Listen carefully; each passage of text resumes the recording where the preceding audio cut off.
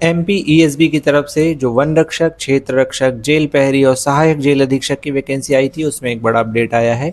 कल एमपीईएसबी ने एक नोटिस जारी किया और बताया कि इसकी एग्जामिनेशन डेट क्या होगी। साथ ही एक खुशखबरी भी आई है कि पदों की संख्या में भी बढ़ोतरी की गई है। तो चलिए हर चीज़ डिटेल में मैं आपको बताता हूँ। तो ये है एमपीईएसबी की तरफ से जो ऑफिशियल नोटिस आया है वो इसकी एग्जामिनेशन फॉर्म भरने की स्टार्टिंग डेट थी 28 फरवरी इसकी स्टार्टिंग डेट थी। और जो पहले इसकी एग्जामिनेशन फॉर्म भरने की लास्ट डेट थी वो थी 14 मार्च। और आपका एग्ज़ाम जो कंडक्ट होना था वो होना था 7 अप्रैल को, लेकिन फिर उसकी जो लास्ट डेट है वो बढ़ाकर कर दी गई 30 अप्रैल। हालांकि कुछ समय पहले कुछ शिक्षकों ने भी, सम्मानीय शिक्षकों ने भी ये कहा था कि ये ईएसबी की गलती है, गलती से यहाँ मार्च की जगह अप्रैल हो गया है। लेकिन मैंने उस समय भी आपको बताया था कि ईएसबी की गलती नहीं है, एग्जामिनेशन को आगे बढ़ाया जा रहा है। खैर, अब जो आपकी एग्ज़ाम की जो डेट है ये वो है 25/5/2026, यानी कि 25 मई से आपके एग्ज़ाम शुरू होंगे। इसी के साथ हम देख लेते हैं कि आपका एग्ज़ाम किस सिटी में कंडक्ट कराया जाएगा। बहुत से लोगों का ये क्वेश्चन आता है। तो आपका एग्ज़ाम होगा भोपाल, रीवा, इंदौर, सागर, जबलपुर, सतना, खंडवा, सीधी, नीमच, उज्जैन और रतलाम, अनूपपुर में। ठीक है।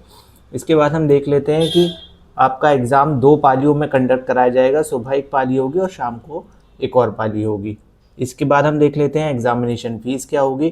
तो यदि आप अनारक्षित कैटेगरी से आते हैं तो आपकी एग्ज़ामिनेशन फ़ीस होगी 500 रुपये, और यदि आप किसी आरक्षित कैटेगरी से आते हैं तो आपकी फ़ीस होगी 250 रुपये। नेक्स्ट हम देख लेते हैं जो मैंने आपको पदों की संख्या के बारे में बताया था जो बढ़ाए गए हैं। पहले जो वन आरक्षक के पद आए थे वो आए थे 728, जिसको अब बढ़ाकर कर दिया गया है 1111। यदि आप इसको प्लस करेंगे तो 1111 पद आ जाएंगे। पहले जो टोटल नंबर ऑफ वैकेंसीज थी वो थी 1679, 1669 पद आए थे, जिसको अब बढ़ाकर कर दिया गया है 2062 पद।